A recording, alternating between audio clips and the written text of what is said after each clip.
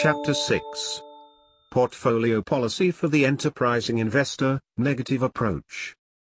The aggressive investor should start from the same base as the defensive investor, namely, a division of his funds between high-grade bonds and high-grade common stocks bought at reasonable prices. He will be prepared to branch out into other kinds of security commitments, but in each case he will want a well-reasoned justification for the departure. There is a difficulty in discussing this topic in orderly fashion, because there is no single or ideal pattern for aggressive operations. The field of choice is wide. The selection should depend not only on the individual's competence and equipment but perhaps equally well upon his interests and preferences. The most useful generalizations for the enterprising investor are of a negative sort. Let him leave high-grade preferred stocks to corporate buyers.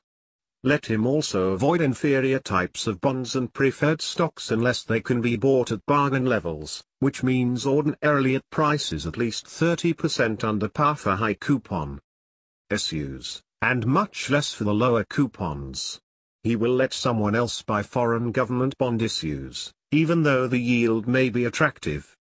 He will also be wary of all kinds of new issues, including convertible bonds and preferreds that seem quite tempting and common stocks with excellent earnings confined to the recent past.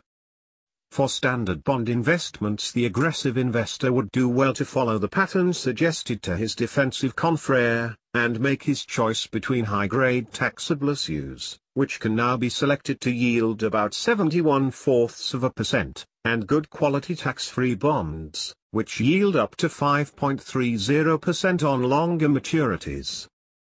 Second-grade bonds and preferred stocks. Since in late 1971 it is possible to find first-rate corporate bonds to yield 71/4%, and even more, it would not make much sense to buy second-grade issues merely for the higher return they offer. In fact, corporations with relatively poor credit standing have found it virtually impossible to sell straight bonds, that is, non-convertibles, to the public in the past 2 years. Hence their debt financing has been done by the sale of convertible bonds, or bonds with warrants attached, which place them in a separate category. It follows that virtually all the non-convertible bonds of inferior rating represent older issues which are selling at a large discount. Thus they offer the possibility of a substantial gain in principal value under favorable future conditions, which would mean here a combination of an improved credit rating for the company and lower general interest rates. But even in the matter of price discounts and resultant chance of principal gain, the second-grade bonds are in competition with better issues. Some of the well-entrenched obligations with older-style coupon rates, 21/2% to 4%, sold at about 50 cents on the dollar in 1970.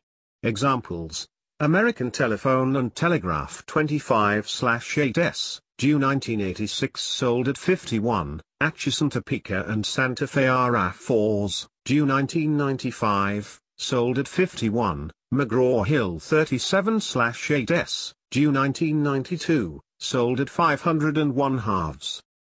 Hence, under conditions of late 1971, the enterprising investors can probably get from good grade bonds selling at a large discount all that he should reasonably desire in the form of both income and chance of appreciation.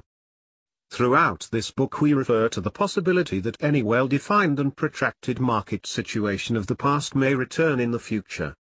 Hence we should consider what policy the aggressive investor might have to choose in the bond field if prices and yields of high-grade issues should return to former normals.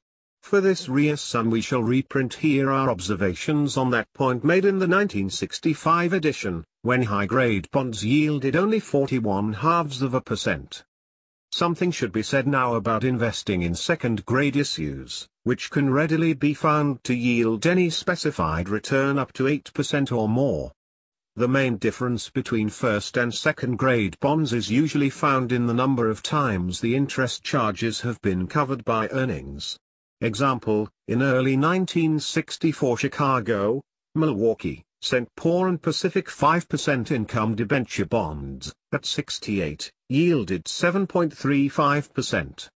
But the total interest charges of the road, before income taxes, were earned only 1.5 times in 1963, against our requirement of 5 times for a well-protected railroad issue. Many investors buy securities of this kind because they need income and cannot get along with the meager return offered by top-grade issues. Experience clearly shows that it is unwise to buy a bond or a preferred which lacks adequate safety merely because the yield is attractive. Here the word merely implies that the issue is not selling at a large discount and thus does not offer an opportunity for a substantial gain in principal value. Where such securities are bought at full prices, that is, not many points under 100, the chances are very great that at some future time the holder will see much lower quotations. For when bad business comes, or just a bad market, issues of this kind prove highly susceptible to severe sinking spells. Often interest or dividends are suspended or at least endangered, and frequently there is a pronounced price weakness even though the operating results are not at all bad. As a specific illustration of this characteristic of second-quality senior issues, let us summarize the price behavior of a group of 10 railroad income bonds in 1946–47. These comprise all of those which sold at 96 or more in 1946, their high prices averaging 1,021 halves. By the following year the group had registered low prices averaging only 68, a loss of 1/3 of the market value in a very short time. Peculiarly enough, the railroads of the country were showing much better earnings in 1947 than in 1946. Hence the drastic price decline ran counter to the business picture and was a reflection of the sell-off in the general market. But it should be pointed out that the shrinkage in these income bonds was proportionately larger than that in the common stocks in the Dow Jones Industrial List, about 23%. Obviously the purchaser of these bonds at a cost above 100 could not have expected to participate to any extent in a further rise in the securities market. The only attractive feature was the income yield, averaging about 4.25%, against 2.50% for first-grade bonds, an advantage of 1.75% in annual income. Yet the sequel showed all too soon and too plainly that for the minor advantage in annual income the buyer of these second-grade bonds was risking the loss of a substantial part of his principal. The above example permits us to pay our respects to the popular fallacy that goes under the sobriquet of a businessman's investment. That involves the purchase of a security showing a larger yield than is obtainable on a high-grade issue and carrying a correspondingly greater risk. It is bad business to accept an acknowledged possibility of a loss of principal in exchange for a mere 1 or 2% of additional yearly income. If you are willing to assume some risk, you should be certain that you can realize a really substantial gain in principal value if things go well. Hence a second-grade 5.5 or 6% bond selling at par is almost always a bad purchase. The same issue at 70 might make more sense, and if you are patient you will probably be able to buy it at that level.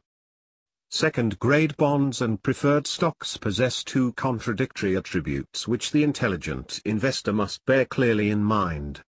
Nearly all suffer severe sinking spells in bad markets.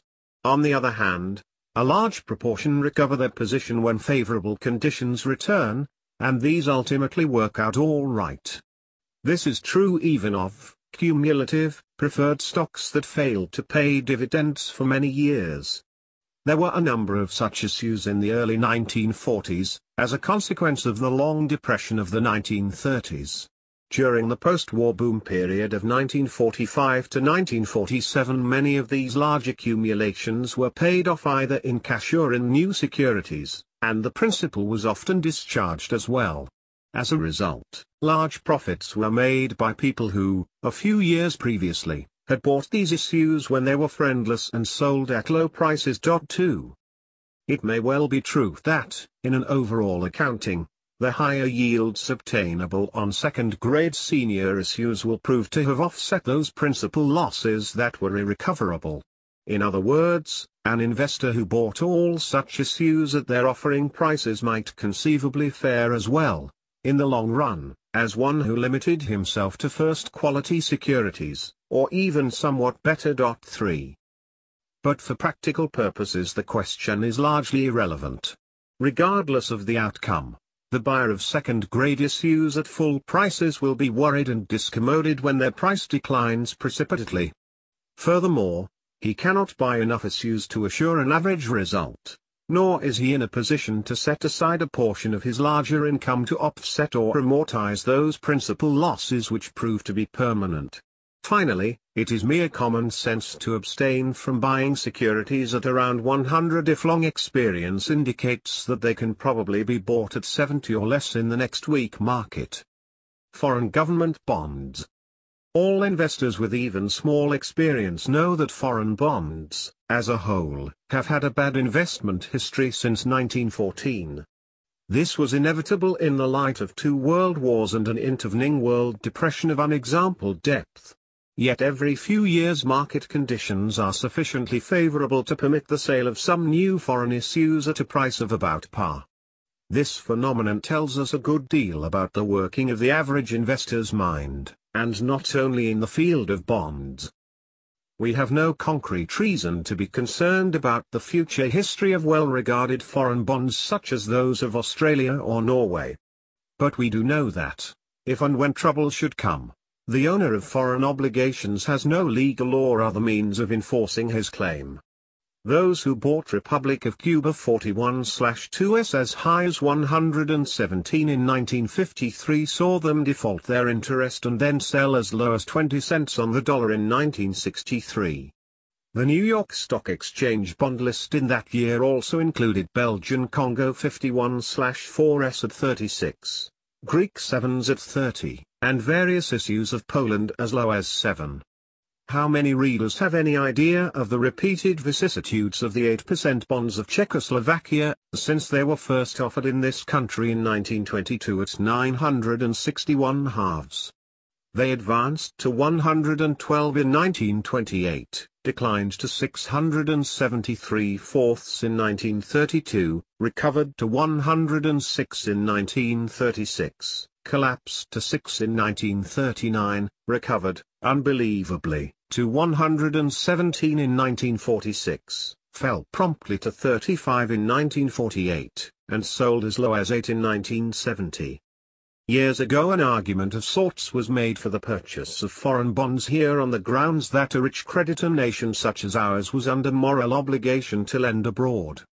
Time, which brings so many revenges, now finds us dealing with an intractable balance of payments problem of our own, part of which is ascribable to the large-scale purchase of foreign bonds by American investors seeking a small advantage in yield.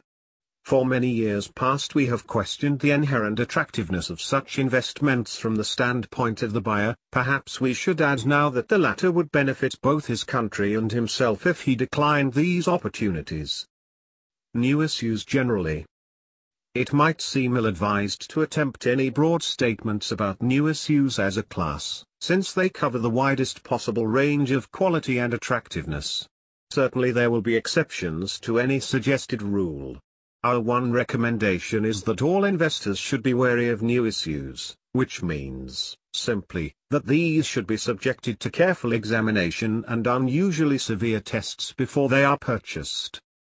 There are 2 reasons for this double caveat. The first is that new issues have special salesmanship behind them, which calls therefore for a special degree of sales resistance. The second is that most new issues are sold under favorable market conditions, which means favorable for the seller and consequently less favorable for the buyer.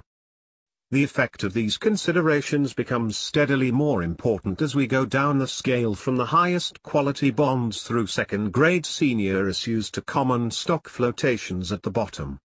A tremendous amount of financing, consisting of the repayment of existing bonds at call price and their replacement by new issues with lower coupons, was done in the past. Most of this was in the category of high-grade bonds and preferred stocks. The buyers were largely financial institutions, amply qualified to protect their interests. Hence these offerings were carefully priced to meet the going rate for comparable issues, and high-powered salesmanship had little effect on the outcome. As interest rates fell lower and lower, the buyers finally came to pay too high a price for these issues, and many of them later declined appreciably in the market. This is one aspect of the general tendency to sell new securities of all types when conditions are most favorable to the issuer, but in the case of first-quality issues the ill effects to the purchaser are likely to be unpleasant rather than serious.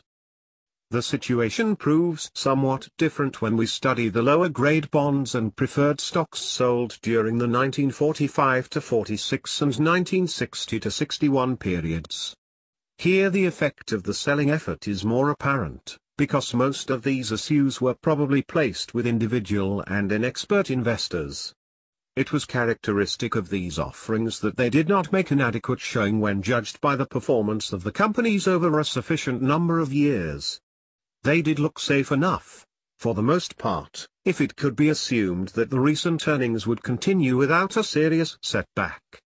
The investment bankers who brought out these issues presumably accepted this assumption, and their salesmen had little difficulty in persuading themselves and their customers to a like effect. Nevertheless, it was an unsound approach to investment, and one likely to prove costly. Bull market periods are usually characterized by the transformation of a large number of privately owned businesses into companies with quoted shares. This was the case in 1945–46 and again beginning in 1960. The process then reached extraordinary proportions until brought to a catastrophic close in May 1962. After the usual swearing-off period of several years, the whole tragicomedy was repeated, step by step, in 1967 to 1969. New common stock offerings. The following paragraphs are reproduced unchanged from the 1959 edition, with comment added. Common stock financing takes two different forms. In the case of companies already listed, additional shares are offered pro rata to the existing stockholders. The subscription price is set below the current market, and the rights to subscribe have an initial money value. The sale of the new shares is almost always underwritten by one or more investment banking houses, but it is the general hope and expectation that all the new shares will be taken by the exercise of the subscription rights. Thus the sale of additional common stock of listed companies does not ordinarily call for active selling effort on the part of distributing firms. The second type is the placement with the public of common stock of what were formerly privately owned enterprises. Most of this stock is sold for the account of the controlling interests to enable them to cash in on a favorable market and to diversify their own finances.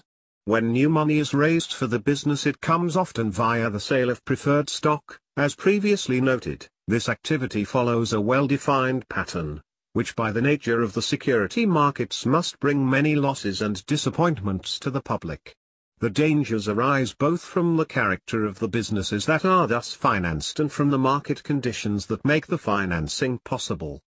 In the early part of the century, a large proportion of our leading companies were introduced to public trading. As time went on, the number of enterprises of first rank that remained closely held steadily diminished.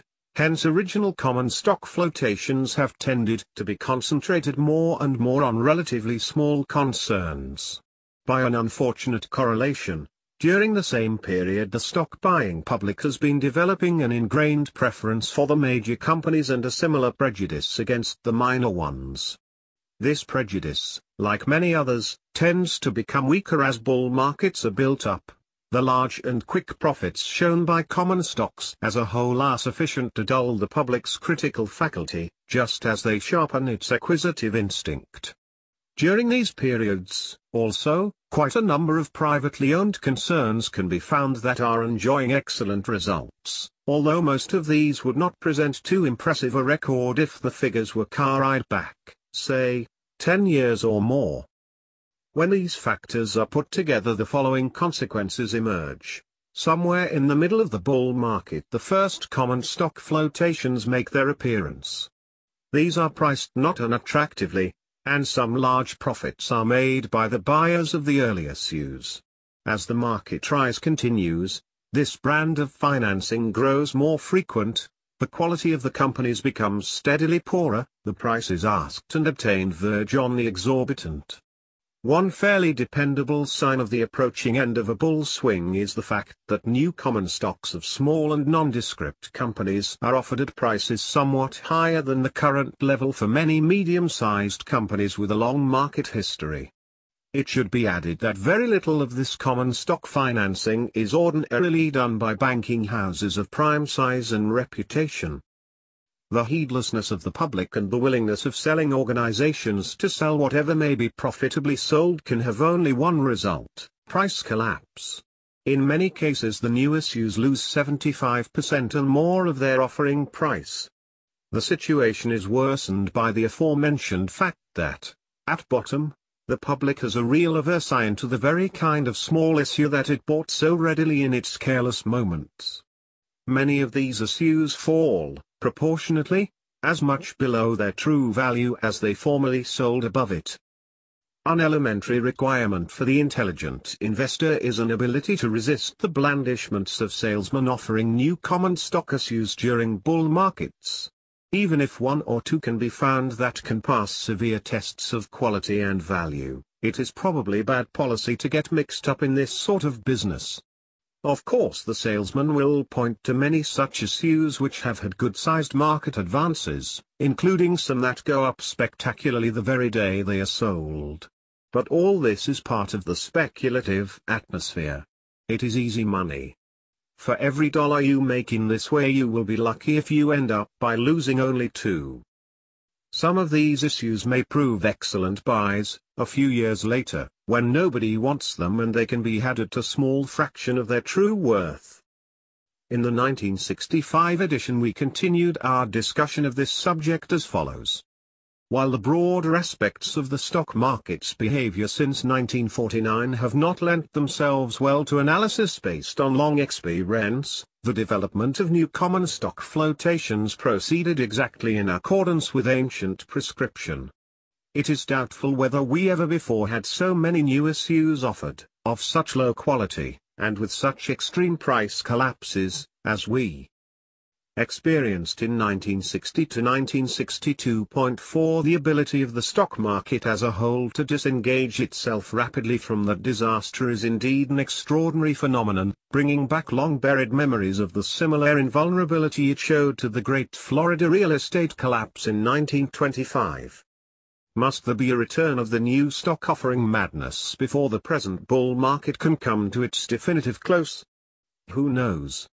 But we do know that an intelligent investor will not forget what happened in 1962 and will let others make the next batch of quick profits in this area and experience the consequent harrowing losses. We followed these paragraphs in the 1965 edition by citing a horrible example, namely, the sale of stock of Aetna Maintenance Company at $9 in November 1961. In typical fashion the shares promptly advanced to $15. The next year they fell to 23/8, and in 1964 to 7/8. The later history of this company was on the extraordinary side, and illustrates some of the strange metamorphoses that have taken place in American business, great and small, in recent years. The curious reader will find the older and newer history of this enterprise in Appendix 5. It is by no means difficult to provide even more harrowing examples taken from the more recent version of the same old story, which covered the years 1967 to 1970. Nothing could be more past to our purpose than the case of AAA Enterprises, which happens to be the first company then listed in Standard & Poor's Stock Guide. The shares were sold to the public at $14 in 1968, promptly advanced to $28, but in early 1971 were quoted at a dismal 25 cents. Even this price represented a gross overvaluation of the enterprise, since it had just entered the bankruptcy court in a hopeless condition. There is so much to be learned, and such important warnings to be gleaned, from the story of this flotation that we have reserved it for detailed treatment below, in Chapter 17,